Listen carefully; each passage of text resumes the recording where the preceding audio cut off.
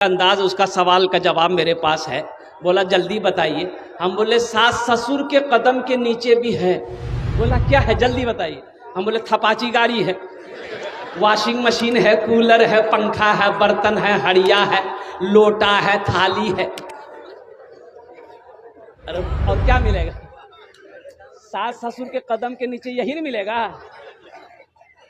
नौजवानों, मांग कर जहेज ना लेना। और सुनो, उलमा फरमाते हैं कि अगर वो अपनी मर्जी से भी दे फिर भी ना लो, फिर भी ना लो।